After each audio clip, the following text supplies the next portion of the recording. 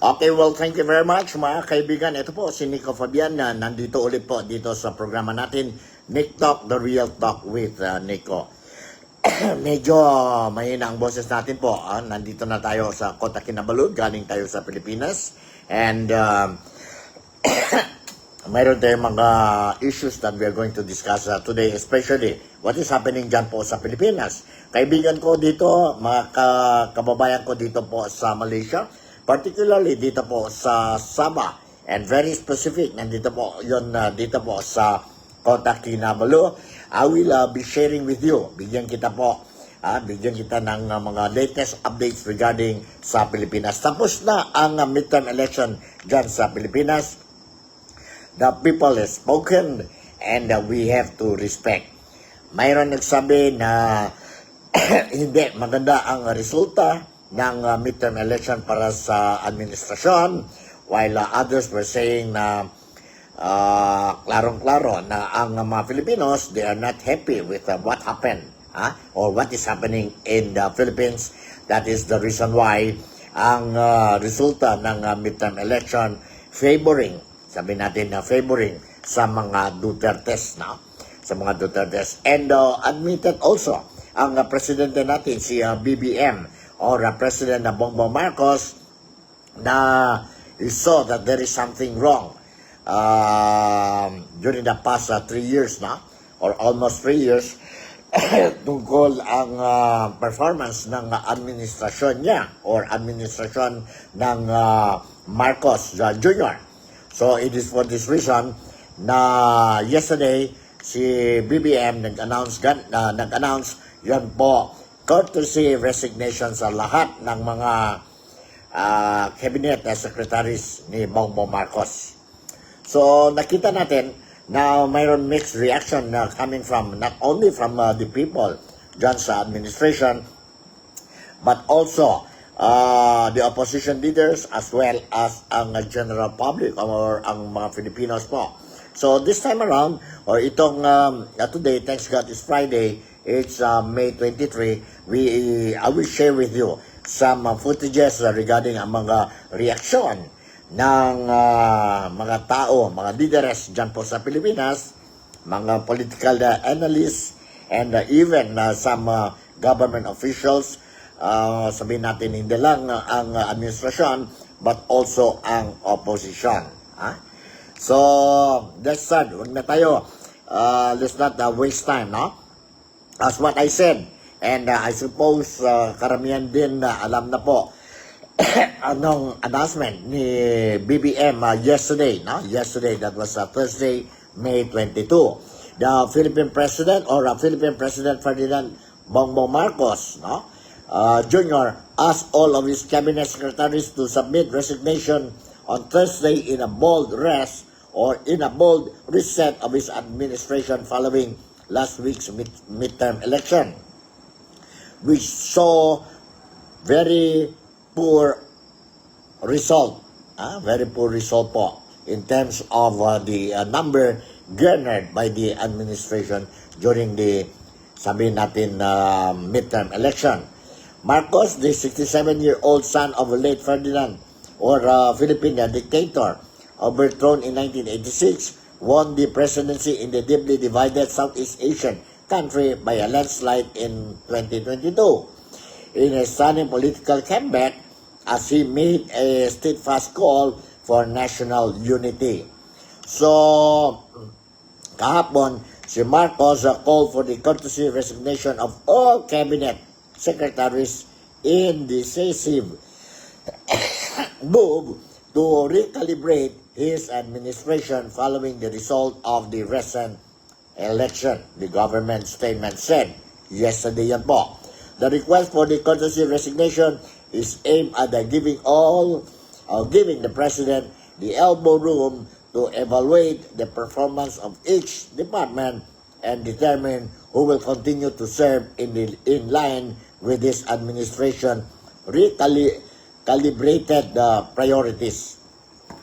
Si BBM admitted na he saw already na ang Pilipinas, ang mga Filipinos is not happy with the performance ng administrasyon, and it is for this reason that he's calling for courtesy resignation. Courtesy resignation po, no? It doesn't mean na nag-resign na lahat ang mga secretary. In fact, karamihan na po, after the announcement of BBM, they already submitted ang courtesy resignation nila po. But it doesn't mean na wala na sila sa pwesto. Wala na sila sa pwesto. In fact, if you look at it, it's not the only president who issued such order, no? Issued such order regarding itong resignation of cabinet secretaries. Previous presidents also did the same thing. Remember that. Other president also did the same thing. But ang courtesy resignation po, depende pa yan po sa presidente whether he will, after evaluating, he will reappoint itong mga secretaries, or if he's not happy with the performance of the secretaries, then tuloy-tuloy na yan po ang paalis na po ang secretaries po concerned. Some are saying it's a good move, others are saying it's a political move, and others are saying it's a desperate move of President Bongbong Marcos Jr. Kayo nang bahala po to assess your own opinion po, how do you look at it. But there is one thing sure, na ang Filipinos are not happy with how President or BBM is managing or running the show dyan po sa beloved country natin po, which we call the Philippines. Which we call the Philippines. I will be sharing with you some footages po. And some will be short lang po, while others will be a little bit lengthy. But anyway, I believe kailangan din po, especially mga kababayan ko dito sa Malaysia, particularly dito sa Sabah po.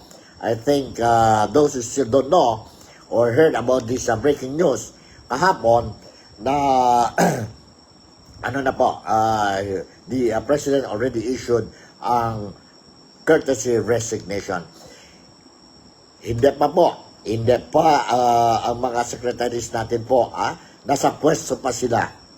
In fact, kung gusto talaga si BBM, no? Hindi naman sabihin natin kung gusto talaga siya, he's not happy with the performance of the secretary, then pwede siya agad-agad, no? To remove ang secretary. Because itong position nila po, walang term ito po, no? Walang term ito, no? Walang term. Ibig sabihin na if ang bossing nila or ang president is not happy with the performance of his appointed secretary, anytime lang yan po, he can remove, no? Hindi na dapat courtesy resignation. But to make it in a polite way, siguro po, yun na, nag-isip ang presidente, in a polite way, asking them to resign. And after that, after evaluating ang submission o mga resignations ng mga secretary, and then he will be talking to the secretaries concerned, then he will make a decision whether babalik ba sa pwesto or hindi na. There are talks ngayon that the president issuance of the courtesy resignation, because mayroon na ang presidente, sabihin natin, mga potential names, no? That he wants to put para more or less yung mga tao dyan po, no? It will strengthen his hold dyan po sa gobyerno. And the Senate and the Congress already also gave their reactions on these things, and I will share with you mamaya itong mga reactions ng ano. So the other thing that we are going to discuss is ang resignation is one. The other one is ang sabihin natin reconciliation, which BBM mentioned earlier after the midterm election, he wants to reconciliate ang Marcos at saka mga Duterte po. Mayroon din tayong mga footages dito, and I'm going to share with you anong mga reactions ng mga Duterte side tungkol the reconciliation. The other issue, the third issue that we are going to, or I'm going to touch in this program natin ngayon is on the impeachment of Inday Sara Duterte after ang midterm election, based on the midterm election results. Nakikita natin po na walang problema si Vice President Inday Sara when it comes to the impeachment. In fact, si Inday Sara mismo, she wants that this impeachment trial should push on. Para malaman na daw, sabi ni Inday Sara Duterte, para malaman natin ang mga Pilipino who is right and who is wrong. But other people were saying, kung pwede, huwag na natin ituloy ito para save time, focus na lang tayo po what to do in this remaining 3 years of BBM. So, kayo po, what do you think? What do you think? Kailangan ba i-push through ang impeachment or hindi? But as of the latest statement of Inday Sara Duterte, si Inday Sara mismo, gusto niya ituloy itong impeachment trial. And he's ready to face whatever result of the impeachment. But to be frank with you, based on the midterm election result, ma-acquit talaga si Inday Sara sa impeachment. Sa impeachment. In fact, si kaibigan ni Inday Sara Duterte, si Senator Amy Marcos, she also mentioned about i-drop na lang itong impeachment trial ni Inday Sara Duterte. Maybe that's one way of telling Inday Sara Duterte or the Vice President, thank you very much for helping me in my bid to be re-elected as a senator, because nanalo din po si Amy Marcos. Nanalo din si Amy Marcos. But anyway, sige. Let's start with this mga video clips tayo na meron. Let's start with the resignation, courtesy resignation na kunin natin ang sabi natin reaction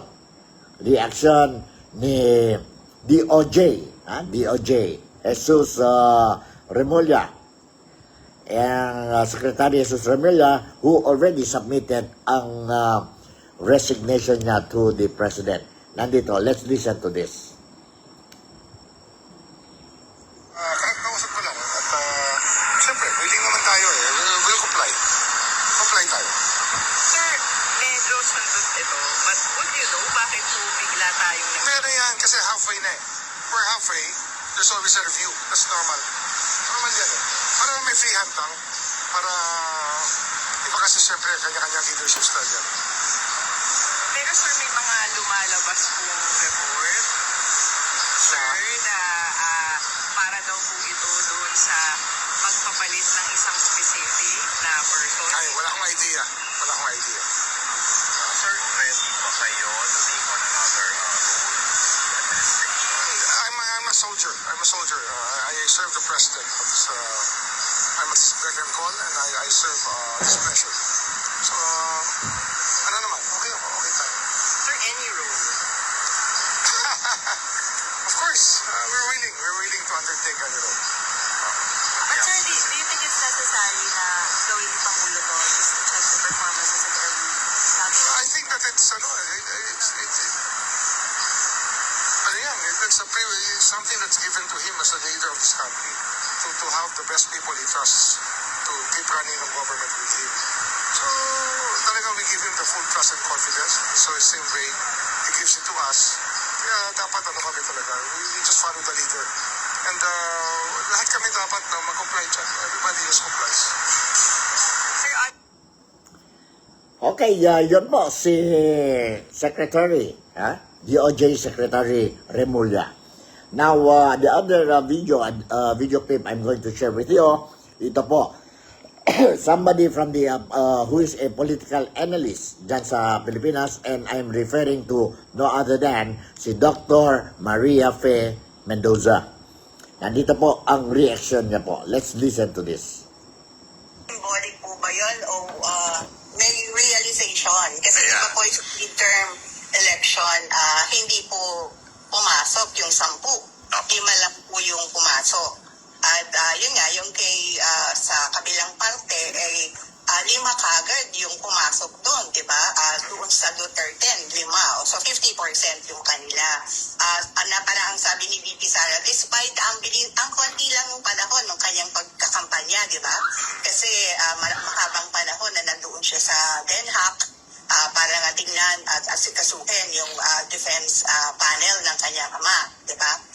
So parang ano yun, so parang natinag din ang administrasyon kasi kampante sila na yung alyansa makakakuha ng majority, pero yun nga, hindi nagkaganon yung nangyari sa 2025 midterm election. So hindi siya symbolic, kundi siguro pag-adjust doon sa mga nangyari dahil nga ang midterm elections ay hindi nila inaasahan yung ang resulta. Opo. Ito nga po, breaking news, mga 1 hour ago, yung paghingi ni PBBM ng courtesy resignations sa mga miyembro ng kanyang kabinete. Ngayon, if you put the two together, yun pong his willingness to mend the defenses or makipagbati sa mga Dutertes at itong paghingi ng courtesy resignations sa mga cabinet secretaries, what would that amount to? Does it confirm na medyo he does... Alright, yan po si Dr. Maria Fe Mendoza. Mayroon pa tayo isa pang video clip kay Dr. Maria Mendoza. At saka, kasi parang di ba ang sabi niya, sabi ni Presidente Marcos, nag-focus ako dun sa mga big projects and na may long-term effects, pero hindi ramdam yun ng mga tao. So siguro, mag-ano tayo ng mga programa na mas malapit sa tao at madali nilang maramdaman, di ba? So ang niya, yung performance ng kanyang cabinet ay parang hindi masyadong maayos at hindi ramdam ang mga ginagawa para sa tao, di ba? Pero yun nga, yung courtesy resignation naman kasi ay isang prerogative ng isang presidente. Di ba, the cabinet officials parang serve at the pleasure of the president, di ba? Yes. So kailangan kaalyansa niya, aligned with his priorities, at saka doon sa gusto niyang mangyari. So kung hindi ganun ang nangyayari at so pwede mahingi siya ng courtesy resignation in midterm. Kasi sabi niya, kailangan na ng tao ang resibo. Di ba, kailangan na yung accountability, kailangan ng performance. At saka yun nga, kasi yung 3 years, kapag hindi na isaayos yung kanyang makinarya, magkakaroon siya ng problema sa legislature, magkakaroon din siya ng problema sa executive. So yung mga gusto niyang mangyari, baka hindi masyadong mangyayari kung hindi niya gagawin itong mga parang shake-up and parang mechanisms that will ensure continuity, sabi niya, continuity, stability, and progress. Alright, yun po, si Dr. Maria Fe Mendoza. Excuse me, medyo tayo because of the weather conditions sa Philippines. At saka dito po, so medyo tayo, nagsakit tayo, no? During our, 7-8 days tayo dyan po sa Pilipinas. But anyway, tuloy natin. And this time around, may video clip ako dito. I'm going to share with you another political analyst, si Mr. Alan Herman, talking on this issue. Nandito po. Brief muna. May dalawang video clip tayo dito. You hold on. First one is 47 seconds lang ito, no? But it's worthwhile listening to the video clip. Mga kadyan, Idol Tony, in fact, we expect na hindi naman ganun ka-drastic ang magiging mga tanggalan at palitan. Siguro ito ay isang tactical move lang, recalibration, ika nga ni Pangulong Marcos Jr., ang ganda nga ng term niya, recalibration. Kasi siya nga naman ang chief executive ng Pilipinas Incorporated kung tutuusin mo. At midpoint in his term, nagkaroon lang siya siguro ng step back. Huwag na natin sasabihin, baka nayanig dun sa resulta ng huling halalan at siguro nakita niya na, teka, hindi yata natutuwa sa akin yung aking mga constituents. Baka kailangan mag-recalibrate at itama. Ay, yun nga ang tanong namin, Sir Alan. Alright, you heard it. And next video clip, I'm going to share with you si Sir Alan, Herman, nandito po. Let's listen to him again. Years, ika nga, no? Pero the truth is, the will of the people is sovereign. Hindi mo naman pwede palitan yung mga hinalad. Kahit gusto mo man, dahil alam naman natin, wag na tayong magpakyut o magpa-hapyaw-hapyaw pa. Alam natin na ang mga nahalal ay panay hindi kaalyansa ng administrasyon. Kung hindi sila bahagi ng traditional opposition, mga liberal at mga pink, sila ay bahagi ng Duterte side, yung mga PDP laban side, no? Kaya right now, ang may tuturing siguro natin, ang administrasyon is an administration that is looking for allies. Ano pa bang may ibang maibibigay na olive branch ng isang administrasyon kung di yung mga ibang political colors? Sige, pagbibigyan ka namin. Siguro baka magbigay ng mga cabinet positions sa mga ibang tao na galing sa ibang kulay ng political spectrum. Sige, parang Okay, yun na po si political analyst Ellen Herman. Yeah, totoo din yan po. There is, I agree with the statement of Alan Herman. What the BBM needs now is allies, no? Allies, no? Kailangan siya ng allies. So, mag-revamp siya ang cabinet and put in yung mga bagong cabinet which is sa kabilang partido, no? Iba-ibang partido. Para at least hoping that they will support him, no? They will support him. Not only now, but also when the 2028 comes, may supporter siya dahil nandoon na po cabinet member na ang mga leaders ng ibang partido, no? Ng ibang partido, mga opposition. So, that's also a good political strategy, no?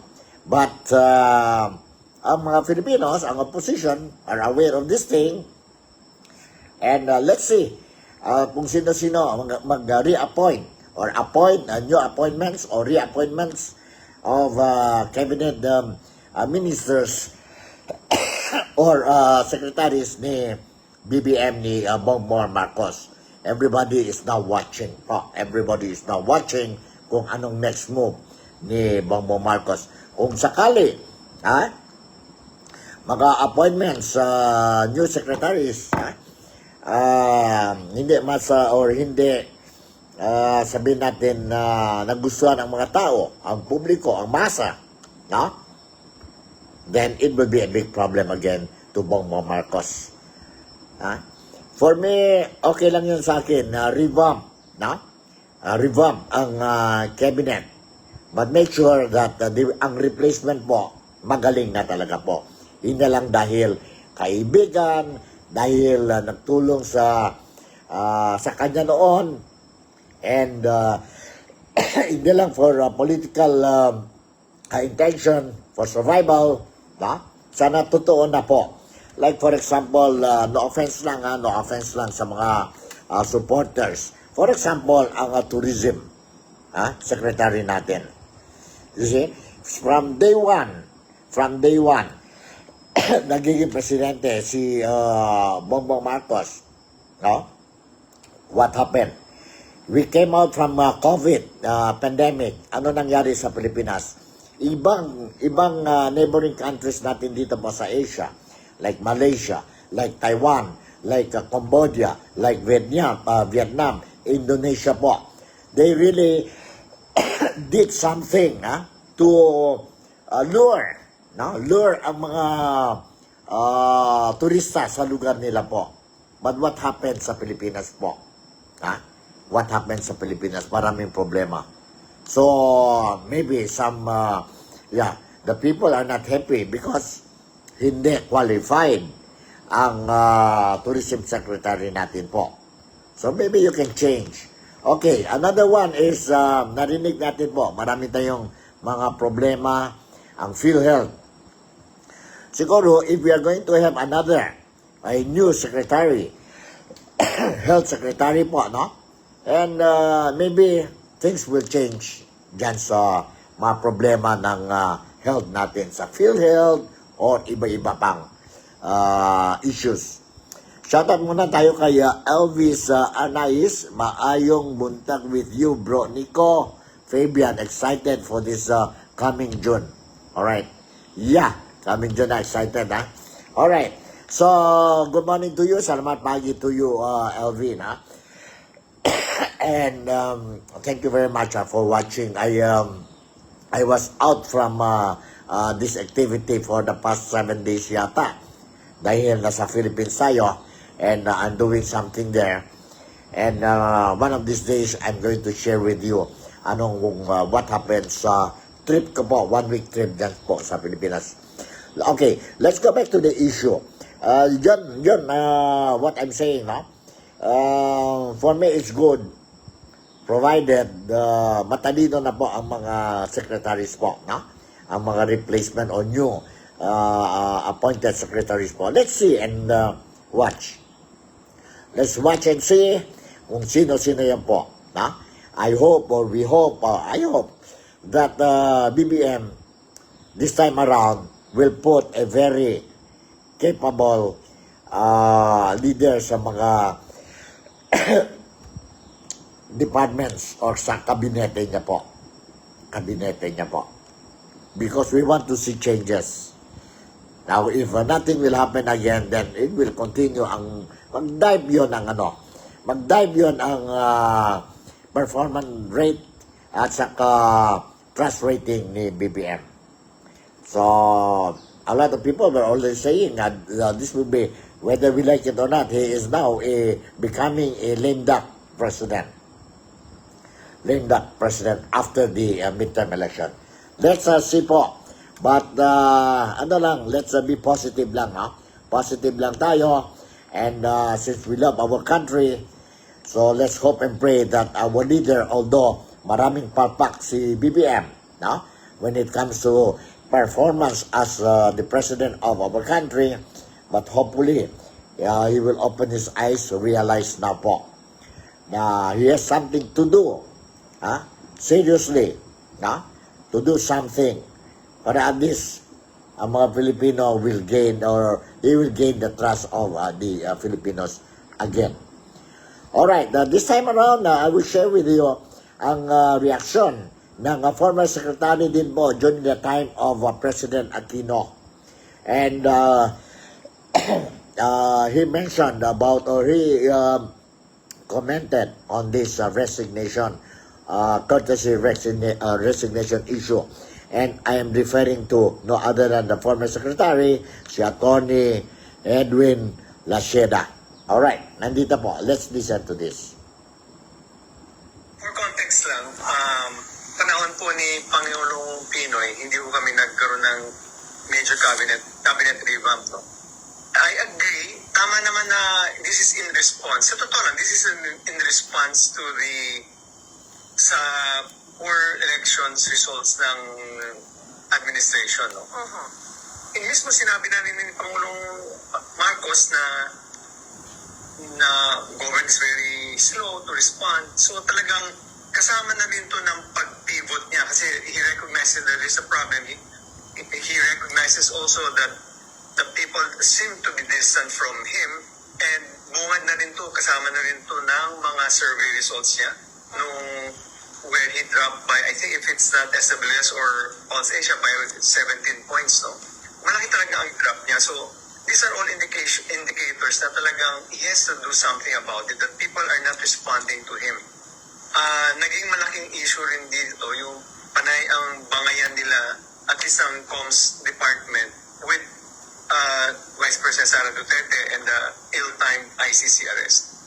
Imbit na isabi lahat ng ginagawa ng gobyerno, natali sila sa defending themselves on the actions of the illegal, on the ill-timed ICC arrest. So, if you notice, top of mind lahat ngayon sa gobyerno, sa media, ang issue ng mga Duterte. What does that mean?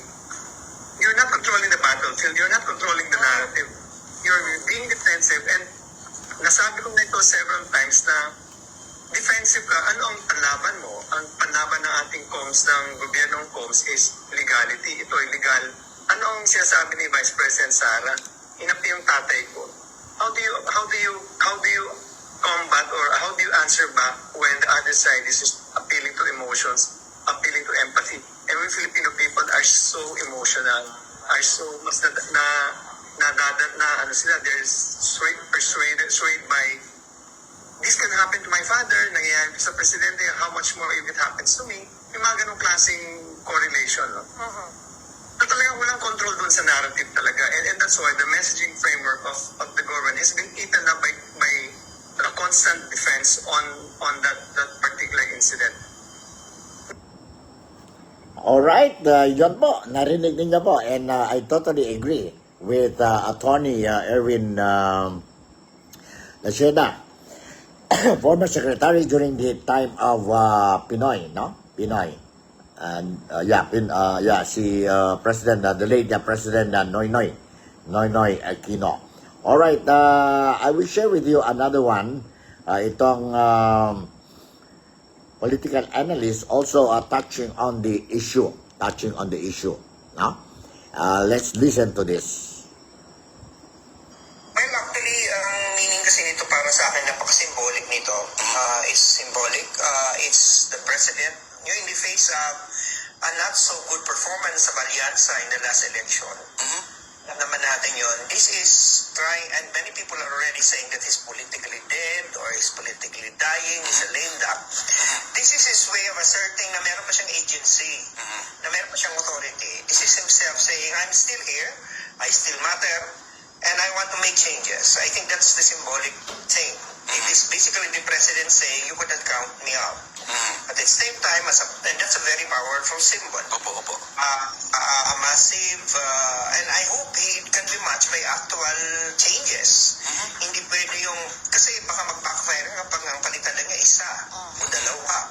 Ay di, parang ano pa, ba't hindi mo nalang tinanggal yung dalawang year before? You know, it's basically, dapat it should be in effect, strategic, and not necessarily wholesale, but that's why strategic yung talagang mga tao na talagang kailangan ng palitan yung mga hensya.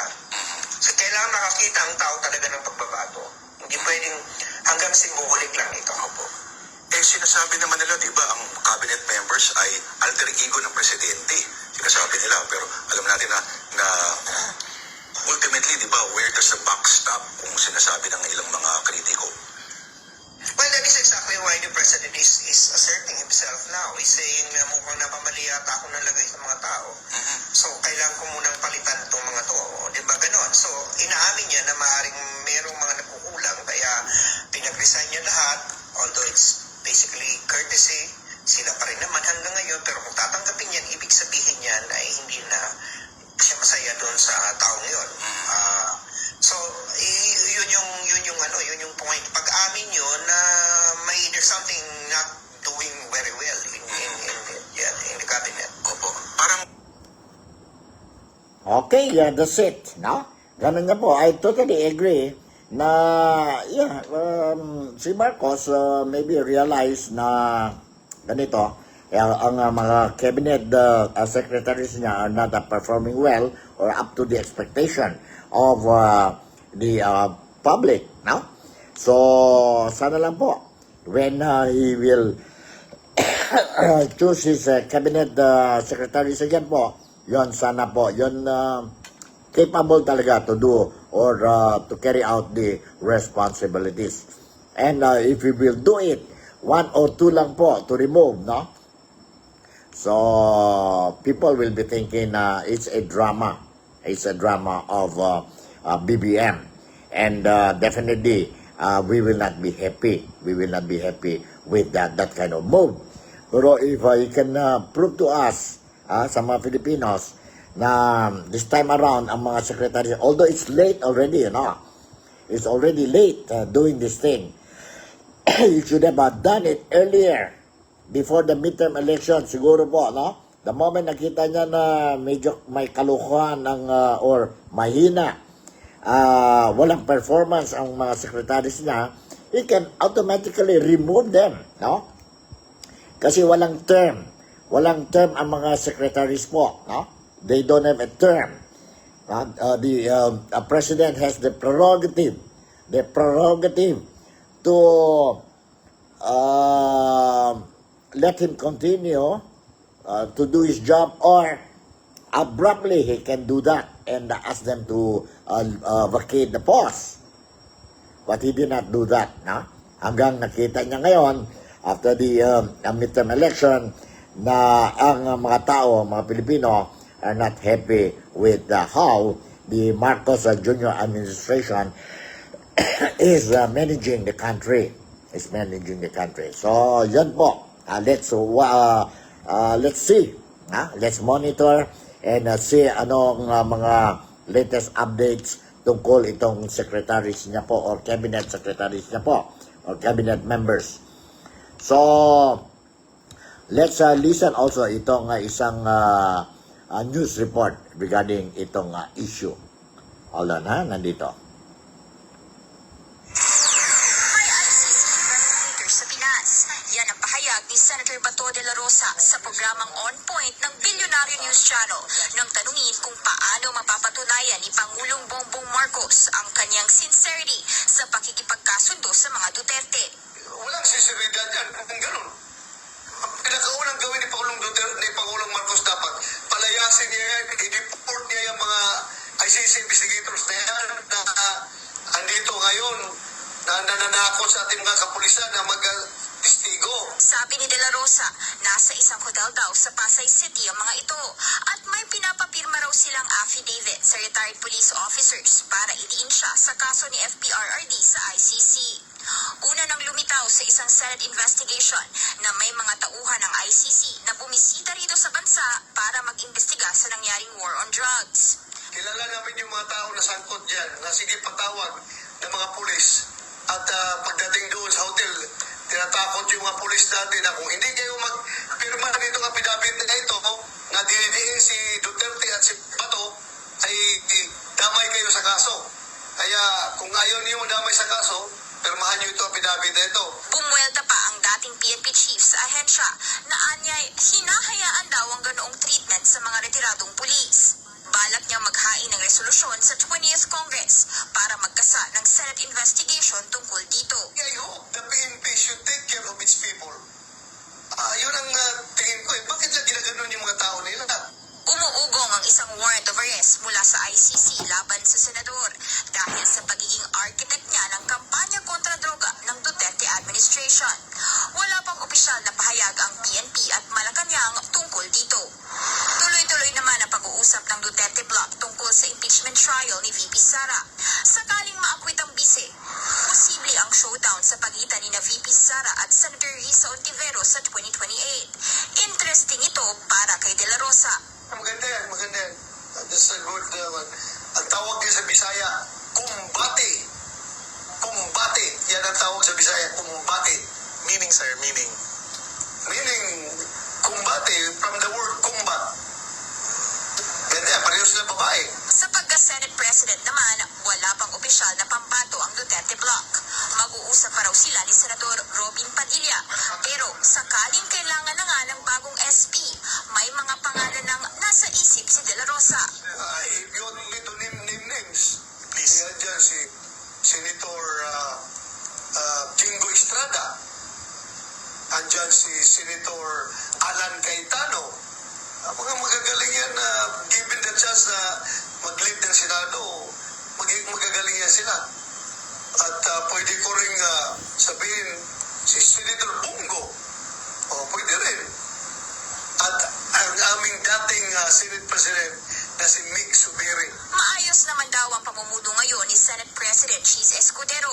Pero ang sino mang pumalit, sana'y kaya raw i-uphold ang independence ng Senado. Para sa agenda. Alright, yan po, si Senator De La Rosa. Nauna lang yan po, na mali ako ang ano. But anyway, we'll be touching after this one video clip. I will touch also tungkol itong impeachment trial ni Inday Sara Duterte, ang reconciliation issue between Marcoses and the Dutertes. In the meantime, let me share with you first itong itong statement ni Senator De La Rosa. Saglit lang ito.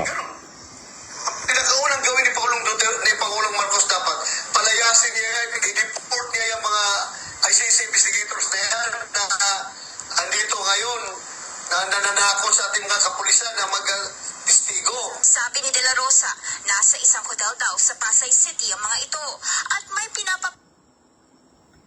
Okay, mali. But anyway, alright, tuloy natin po ang ligaya natin and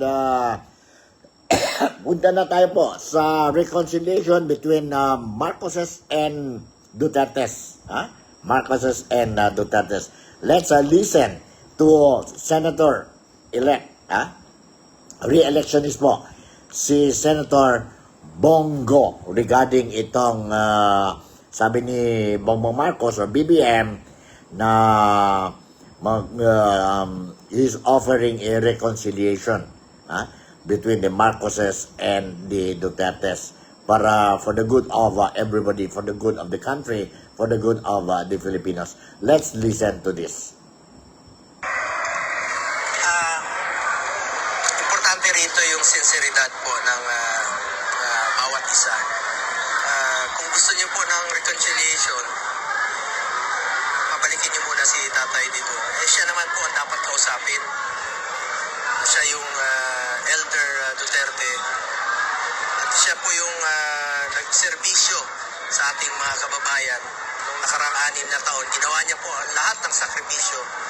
Ngunit pinadala po siya dun sa Hague. Kaya po, patuloy po akong nananawagan, nakikiusap, at ipagdasal po natin ang kanyang kalusugan, ang kanyang kaligtasan ni Tatay Digong at ang kanyang kalayaan.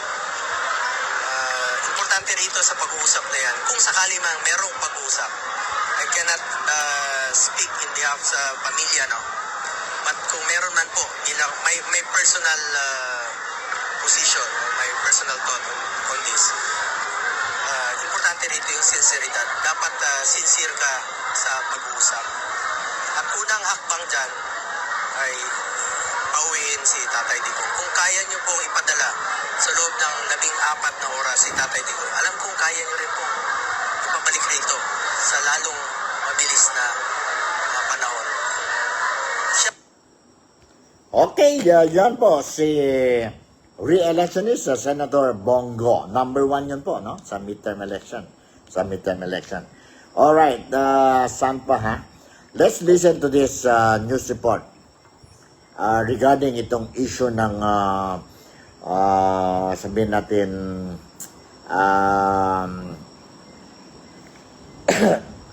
revamp ng cabinet ni BBM.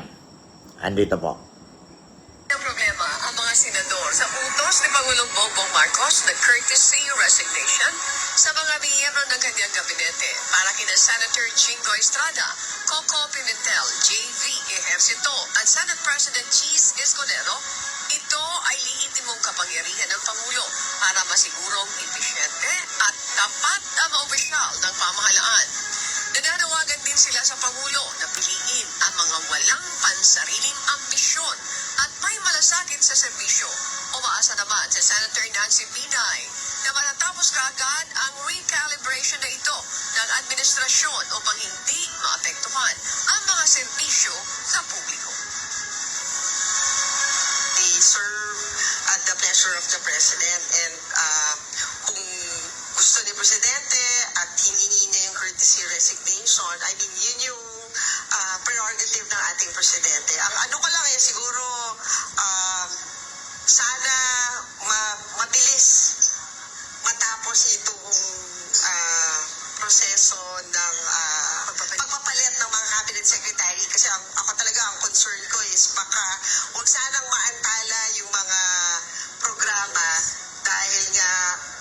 sa courtesy resignations na mangyayari. Balita ngayon. Suportado ng liderato ng Kamara ang utos ng courtesy resignation ng Pangulo sa lahat ng miyembro ng kanyang gabinete.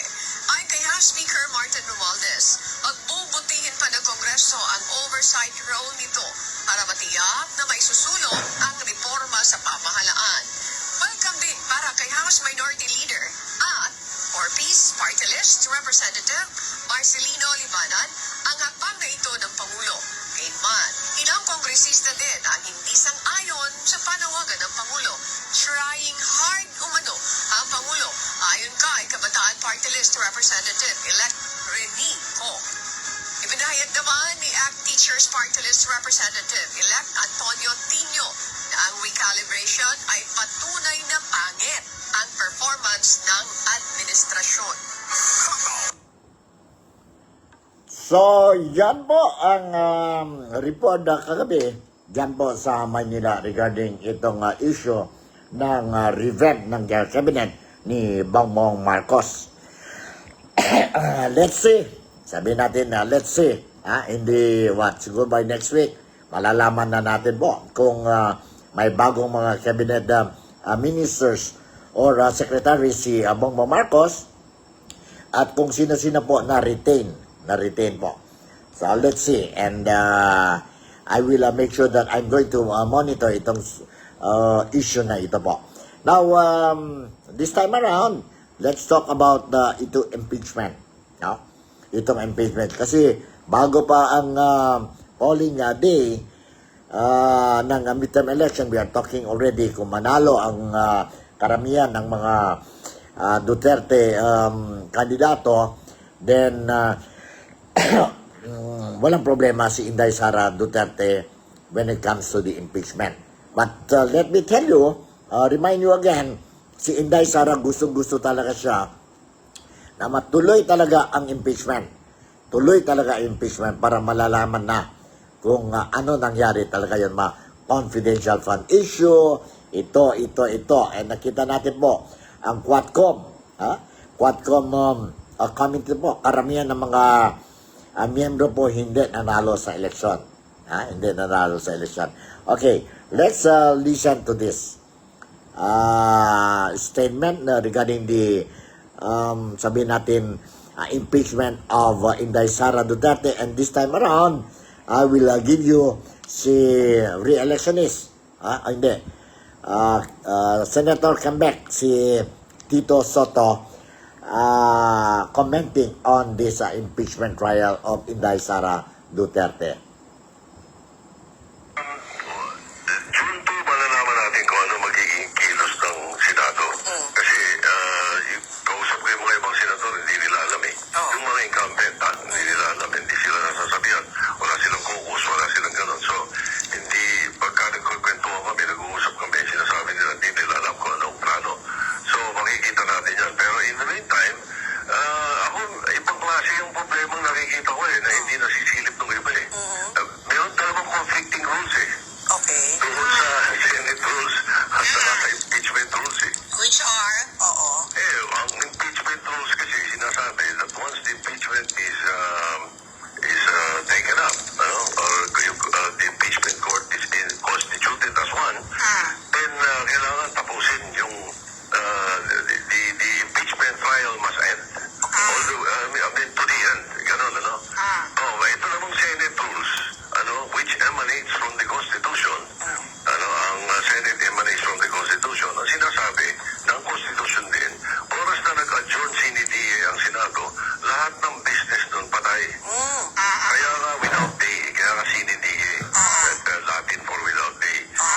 Dahil wala na. Sa lahat ng i-refile mo lahat ng committee report, lahat ng mga batas na hindi nyo na ipasa, i-refile nyo ulit lahat yun. Kahit nga napasa nyo na inter-reading, hindi na pirmahan ng Presidente, bumalik sa inyo, babalik ulit ninyo yun from scratch. Ganun ang sinasabi ng Senate rules, which is the part of the Constitution. So, anong dapat sundin? Impeachment rules ba? Ang problema, impeachment rules emanate from the Senate rules. And the Senate rules emanate from the Constitution. Bakit ko nasasabi yun? Ako po author ng impeachment rules eh.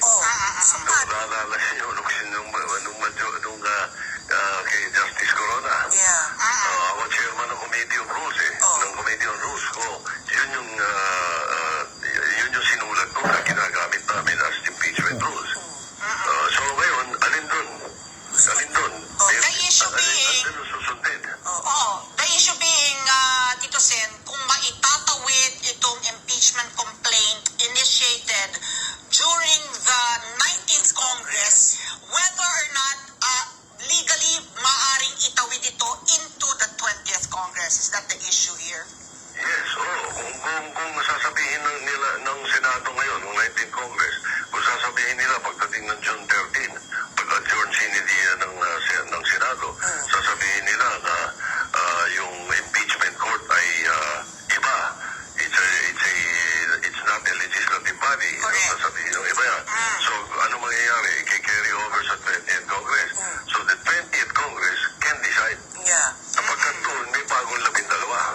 Although, yung iba ay kasama pa rin doon sa 19th Congress. Ano, may mga tatlong gagaling sa 19th Congress electionist. Pero, the thing is, their term ends June 13 ng tanghali. Yeah. Ano, so panibagong term itong papasukan nila. So they're part of the new 12 of 20th Congress. So, Sito Sen, sino po ang magde-decide? If there are two rules na pagpipilian, na sabi mo nga, no, very confusing, whether it's the impeachment rules or yung Senate rules, sino po ang magbe-break ng tie? Sino magsasabi? Ito ba yung sa Supreme Court na kailangan maglabas na po ang Supreme Court ng desisyon kung ano ba talaga ang gagawin? Pwede rin. Pero ako, tingin ko yung 20th Congress ang maganda mag-decide. So among the senators na, di ba? Yung mga Kasi we were bago. thinking na yung mismong legal team ni VP Sara can take it up sa Supreme Court, di ba? Dahil Alright, yan po ang latest update regarding the impeachment of Inday Sara Duterte. As what I keep on saying earlier, na pagdating sa impeachment of Inday Sara Duterte, it is ang impeachment trial, it's a game of numbers. No? Games of numbers. So, kailangan lang si Inday Sara Duterte to be acquitted. Ha? Ang acquittal result po, kailangan lang si Inday Sara Duterte 9 votes. But apparently, looking at the result of the midterm election, na sobrang-sobra ang numbers na makukuha si Inday Sara Duterte po. So, walang problema. And of course, si Senator Amy Marcos just recently also mentioned na kung buti pa, i-drop na lang yan. No? Focus na tayo sa ibang serious problem na mayroon ang Pilipinas. But si Inday Sara Duterte, as what I said, na gusto niya ituloy talaga para malaman na ang mga tao na ano ang katotohanan. Ano ang katotohanan. Para sa akin din po, maganda yun po. No? Ituloy natin yun na impeachment kasi ang dami na po. Ang Quadcom committee, no? They talk a lot of things and detrimental din yun po sa reputasyon ni Inday Sara Duterte ng Vice President at saka ang pamilya ng Dutertes. That includes si Tatay Digong. And to the extent na Tatay Digong was brought to the Hague, no? And handed over to the custody of the International Criminal Court. So, ano yun? Let's see po, mga confidential funds daw, mga intelligence funds, na mabuti pa ituloy na yan para malalaman na natin po kung ano talaga ang katotohanan. Excuse me, nag-ubo-ubo tayo dahil galing tayo sa, sabihin natin, outstation, no? Outstation. So, ganito po. This is the latest developments na mayroon tayo dito sa Nick Talk, the Real Talk with Nico. And of course, I will continue to give you ang mga updates natin tungkol sa political scenario dyan po sa Pilipinas. Tapos na ang election. And this time around, we will, or I will be informing you anong mga happenings dyan sa Pilipinas. Tungkol naman dito sa Sabah, maybe my next episode, I'll be touching on ano nangyari po during my trip dyan po sa Pilipinas, especially trading activities po, no? Between Sabah and the southern part of Mindanao dyan sa Pilipinas. In the meantime, hanggang dito na lang tayo muna. And pasensya, I was hindi tayo nag-vlog for how many days dahil busy din po tayo sa Pilipinas. And nahirapan tayo mag-vlog dahil poor signal talaga po, no? Sa mga areas I went dyan po sa Pilipinas. And it is for this reason na hindi tayo nakablog. But anyway, don't worry. I'm back to normal ang routine natin po. And I will make sure that you will be properly updated on the issues dyan po sa Pilipinas. In the meantime, ito po si Nico Fabian. Once again, would like to say thank you very much for making me a part of your day today. Thanks God it's Friday. And happy weekends to all of you.